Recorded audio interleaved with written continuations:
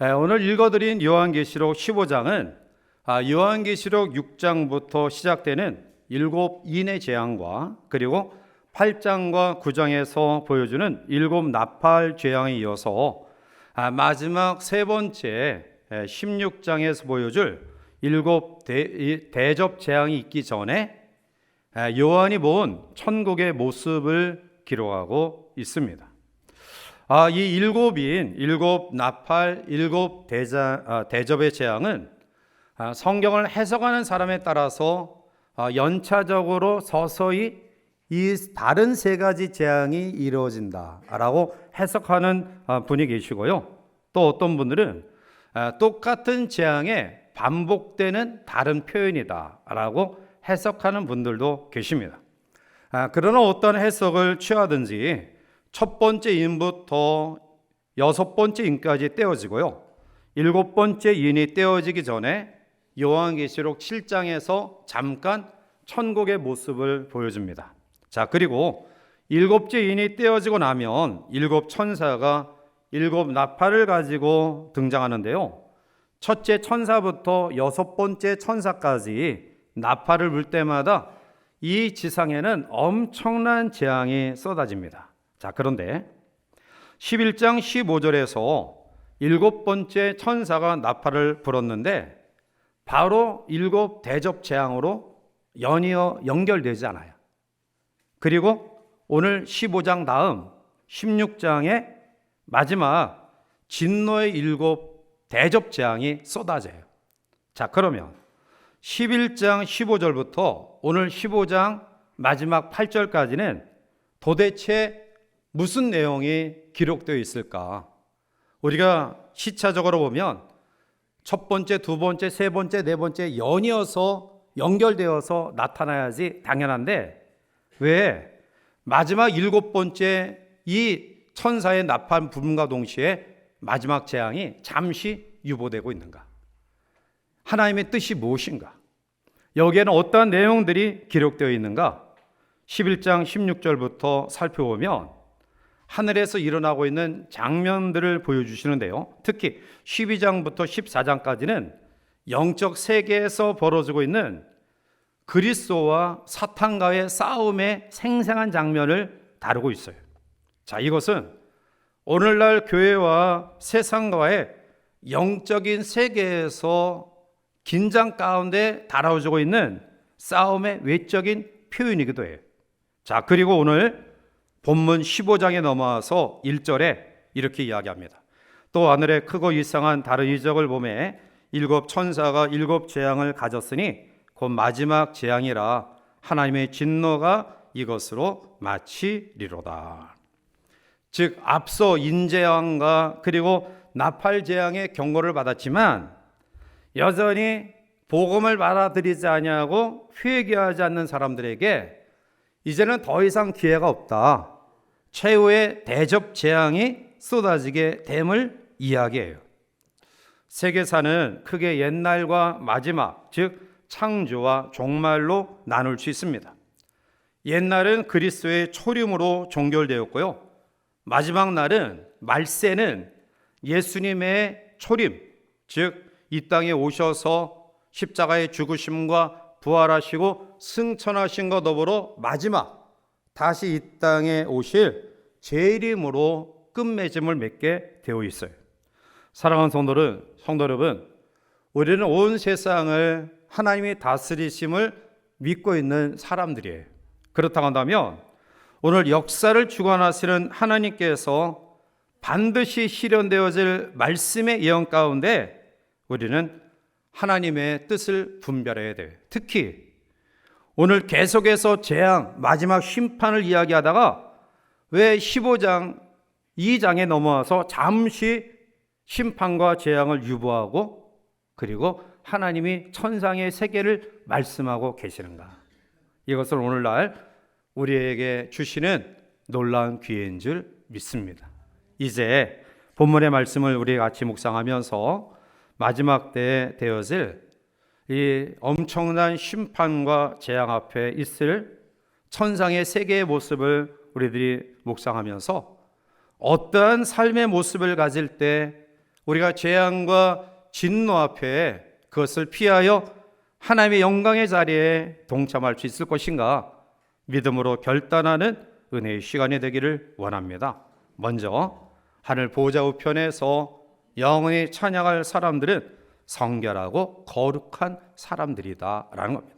자, 오늘 보면 2절 말씀 가운데 오면 또 내가 보니 불이 섞인 유리 바다 같은 것이 있고 짐승과 그의 우상과 그의 이름의 수를 이기고 벗어난 자들이 유리 바다가에 서서 하나님의 검은 거를 가지고 라고 말해요.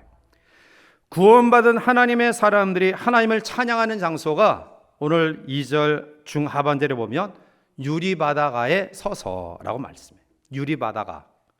자, 여기서 유리 바다라는 이 말씀의 배경은 구약 솔로몬 성전의 번제단 앞에 있었던 노수로 된 바다, 이것을 성경은 다른 표현으로 물대야 또 물두멍이라고 표현하고 있어요. 그것에 유래된 그런 말씀인데요, 이 대야, 이 물두멍이 바다라고 명명되어진 이유는 그 크기에 있어요.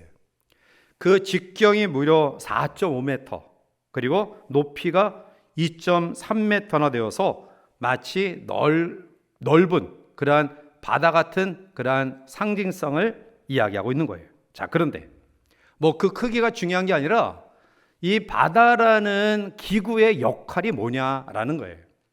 이 물대야, 물두멍, 바다의 역할은 당시 제사장들이 하나님 앞에 제물을 드릴 때에 짐승을 잡아요.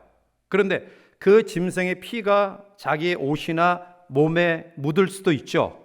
그래서 그것을 깨끗이 씻는 역할을 했고요. 더욱이 지성소에 들어가서 제사를 드리는 제사장들이 거룩함을 상징하는 의미로 자기의 온 몸을 씻는 그러한 기구로 이 바다가 사용되어졌어요. 자, 그러면 오늘을 살아가는 우리들이 하나님 앞에 거룩하고 흠이 없는 삶을 살기 위해서 우리는 어떻게 해야 되느냐? 그것은 이미 우리는 그리스도의 보혈의 샘물에 우리의 죄로 더러워진 두루마리를 빨고요, 의의 거룩한 세마포 옷을 입은 줄 믿습니다. 요한계시록 22장 14절에 자기 두루마기를 빠는 자들은 복이 있으니 이는 그들이 생명나무에 나아가며 문들을 통하여 성에 들어갈 권세를 받으려 함이로다 라고 말해요. 두루마기를 빤다라는 것은 보혈의 은총 속에 죄 씻음을 계속 확인하는 거예요.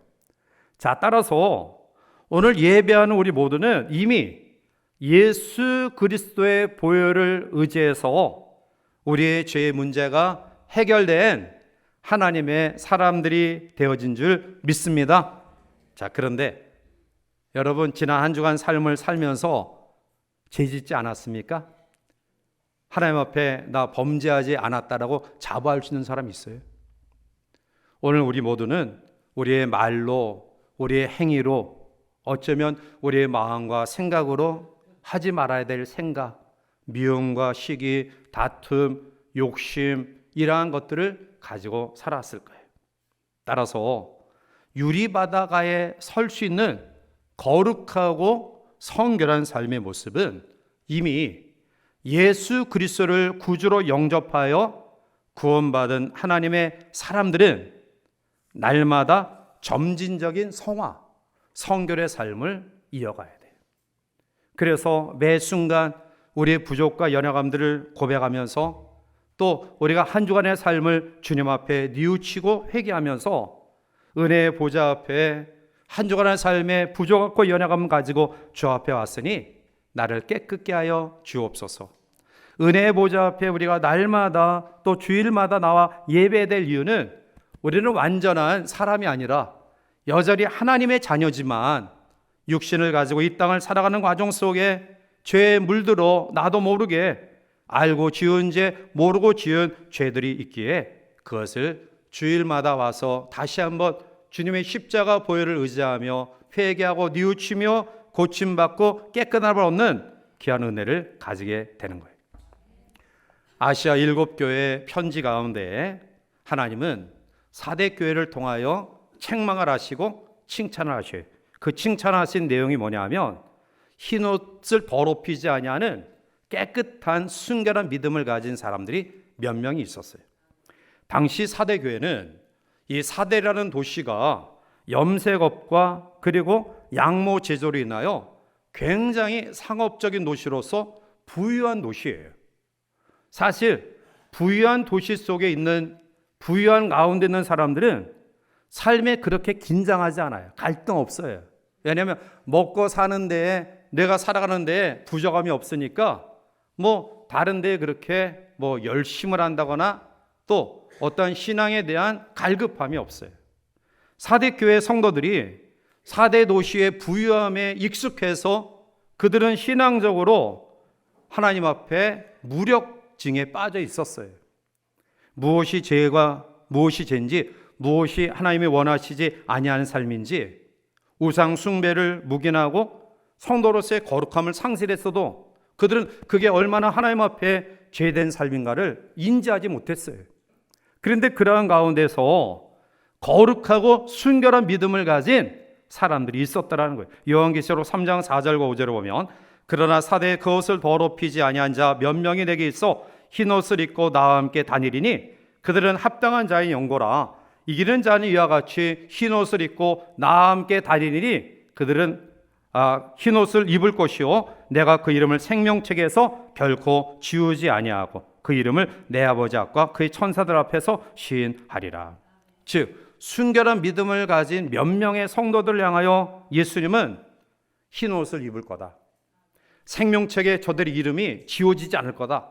그리고 저들의 모든 행적을 내가 아버지 하나님과 천사들 앞에서 시인할 것이다. 약속하고 있어요. 사랑하는 성도 여러분, 오늘 마지막 날 우리 모두는 이미 예수님을 통해서 우리의 모든 죄악이 깨끗이 씻음받은 의롭다 칭함을 받은 의인된 자리에 서게 된 사람들인 줄 믿습니다. 그러나 여전히 우리가 하나님 앞에 늘 부족함과 연약함을 가지고 있어요.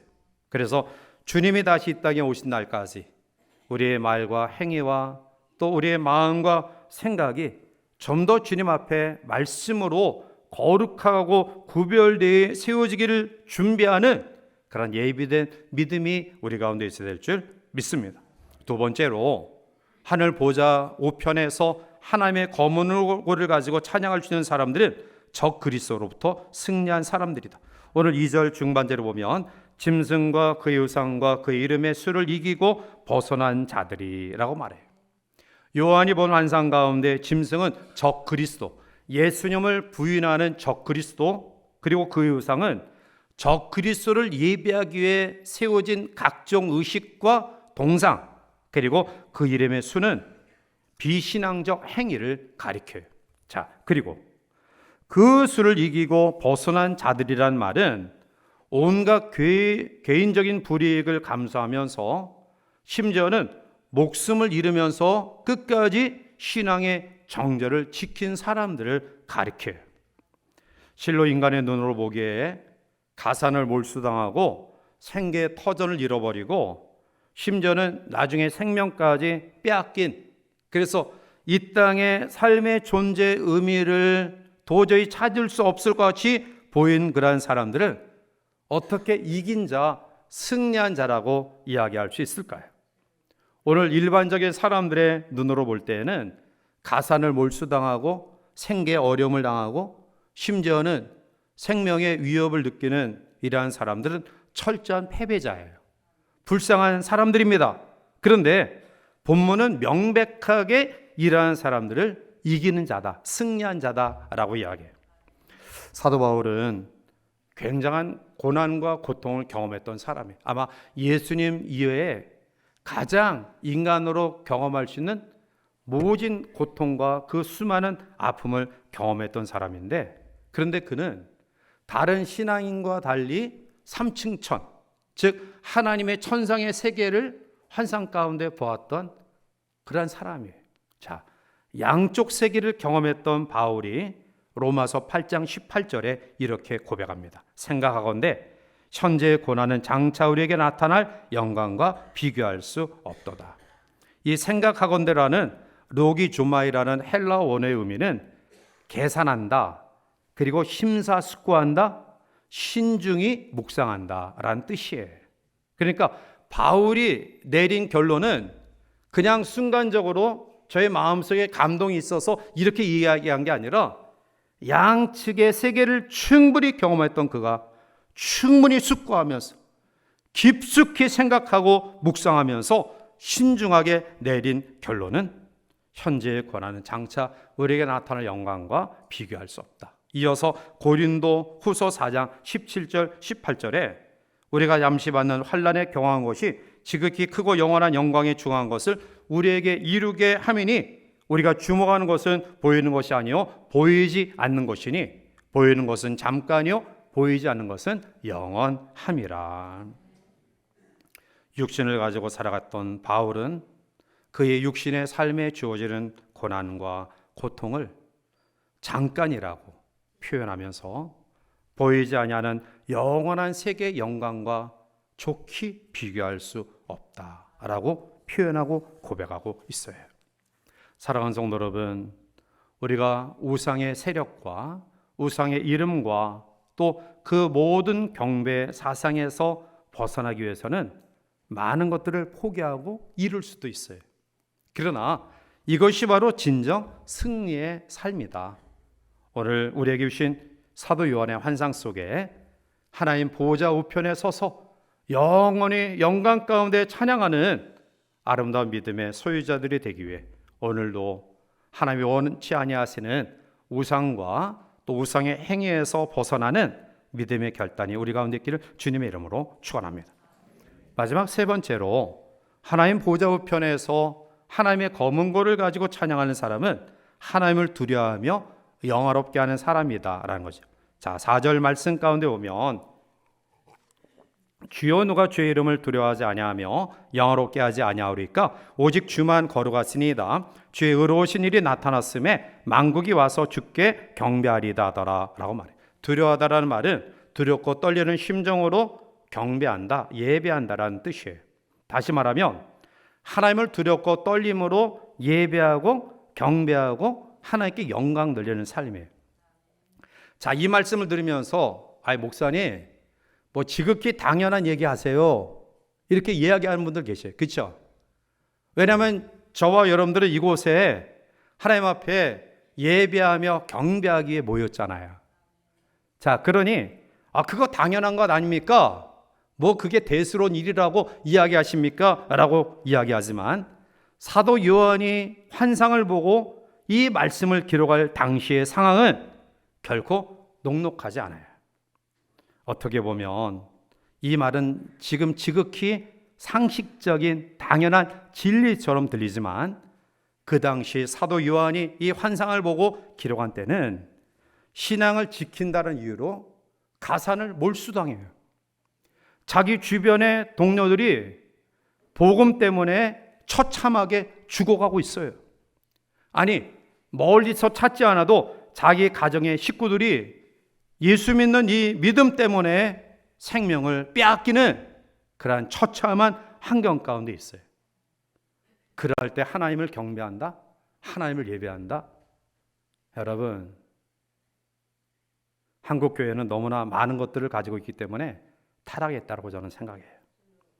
초창기 우리 한국교회는 못 먹고 못 입고 못 살고 하나님만 바라볼 수밖에 없었어요. 밤새 기도하고 철야에 기도하면서 새벽을 깨어 기도하면서 하나님 이 민족의 어려움을 하나님 긍휼히 여겨주세요. 우리의 어르신들이 그렇게 일생을 사셨어요. 그런데 지금 너무나 많은 것들을 가지고 있는 것 같아요. 제가 어제 이제 결혼식 때문에 지방에 갔는데요. 버스 전용 차선을 타고 갔는데 제가 뭐 토요일 날은 잘 움직이지 않지만 아무튼 간에 버스 전용 차선이 그렇게 막힌 경우는 처음인 것 같아요. 왜냐하면 관광객들이 그렇게 많아요. 대형 버스 대절해가지고 이 여행 가는 사람들이 그렇게 많더라고요. 여러분들은 하나님 앞에 정말 감사한 분들이에요. 지금 주말에 오늘 날씨 엄청나게 좋잖아요. 야외 가지 않고 이곳에 와서 예배했다라는 것은 정말 소중하고 또 귀한 분들이라고 저는 감사의 마음을 가져요. 그런데 냉정하게 우리가 살펴보면 지금 우리 교회 나오는 거 핍박받지 않잖아요. 교회 나오는 거 어려움이 있지 않잖아요. 내가 마음만 먹으면 나와서 예배할 수 있는데, 그런데 예배를 하나님 앞에 소홀히 하는 사람들이 많아요. 누가 핍박하고 어려움 줘서 못 나오는 게 아니라 우리의 마음이 그렇게 느슨해졌다라는 거예요. 오늘 사도 요한이 보았던 하나님을 두려워하며 영화롭게 하는 사람, 오늘 우리의 주어진 삶 속에 바로 이러한 경배와 예배의 믿음이 우리 가운데 가득하길 바라요. 참 믿음의 사람은 인생은 짧고 한순간이다. 그러나 영혼은 내세는 길고 영원하다. 오늘 우리의 주어진 일생의 일시적인 즐거움보다 내세의 영원한 안식과 평안을 더 사랑하는 마음을 가진 사람, 이러한 사람들이 참 믿음의 사람이에요. 그리고 이러한 상황 가운데서 하나님을 찬양하는 사람이 마지막 천국에서도 하나님을 찬양하는 사람으로 세워질 줄 믿습니다. 오늘날 타락하고 부패한 온갖 세속 문화로부터 자신을 지키는 신앙의 순결을 유지하는 믿음이 우리에게 필요해요. 지난번에 미국에서 이민 가서 사시는 우리 장로님 따님이 와서 같이 대화하면서 우리나라는 공공기관이나 여러 가지 또 이력서나 여기에 성별 표시가 남녀예요. 남자 아니면 여자예요. 그런데 미국은 주마다 조금 다르지만 그 자매가 있는 주는 성별 표시를 8가지가 있대요. 8가지. 그러니까 남자, 여자로 성별이 구분되는 시대가 아니에요. 동성애자, 커밍아웃 해가지고 성전환한 사람들, 아주 구체적으로 나는 남자지만 여자, 이러한 성별의 그러한 그 표현이 8가지나 된대. 이게 있을 수 있는 일이에요. 마지막 때가 되어서 전통이라는 문화 아래 우리의 신앙을 미혹하는 영들이 많아요. 이럴 때 오히려 어쩌면은 신앙의 순결함을 유지하기가 박해가 있는 시대보다 더 어려울 수도 있어요. 왜냐하면 가랑비 옷 젖듯이 슬금슬금 이게 하나님이 원하시는 삶인지 하나님이 원하지 않는 삶인지 분간할 수 없을 정도로 우리를 유혹에 빠져 넘어뜨리게 한다는 거예요. 이러한 마지막 때에 우리는 하나님 앞에 신앙을 잘 준비하고 또 훈련을 쌓아서 하나님 경배하는 삶에 조금도 부족함이 없는 믿음의 모습들이 우리 가운데 있어야 될 줄 믿습니다. 이제 말씀을 맺습니다. 하나님께서 성경에서 우리에게 주시는 변할 수 없는 진리는 인간은 죽는다. 그리고 이 지구도 반드시 끝이 있다. 죽음으로 끝나는 것이 아니다. 지구가 끝나는 것이 아니다. 그 외에는 심판이 있다. 영원한 세계로 연결되어지는 심판의 과정 속에 우리는 어떠한 사람으로 세워져야 될까요? 오늘 하나님께서 굉장히 엄격한 무서운 심판의 재앙의 이야기를 하면서 15장에서 잠깐 멈췄어요. 그리고 이제 16장 넘어가면 마지막 7 대접 재앙이 쏟아져요. 왜 하나님은 우리에게 잠시 틈을 주어서 요한계시록 15장의 천상의 비밀을 보여주셨을까요? 그것은 오늘 우리에게 주신 기회를 잘 선용해서 천상 보좌 우편에 서서 영원히 찬양할 수 있는 찬양의 사람들이 되기 위해 오늘 우리의 주어진 삶을 잘 준비하고 훈련받고 예비하라 라는 교훈인 줄 믿습니다. 많이 힘들고 어려운 우리 인생길에서도 여전히 우리와 동행하시는 하나님을 소망하면서 이 한 주간도 우리의 주어진 순결한 믿음과 하나님을 경외하는 믿음과 또 여호와를 경배하는 아름다운 신앙으로 무장하는 우리 모두 되어 찬양이 넘치는 삶이 있기를 바라고요. 이 찬양의 삶이 마지막 천상에 들어가 영원한 찬양으로 연결되어지는 하나님의 사람들 되시기를 주님의 이름으로 간절히 축원해 드립니다. 기도하시겠습니다. 사랑의 하나님, 감사합니다. 만물이 생동하는 생명의 달 우리에게 구별되어 예배할 수 있는 은혜 허락하심을 감사합니다.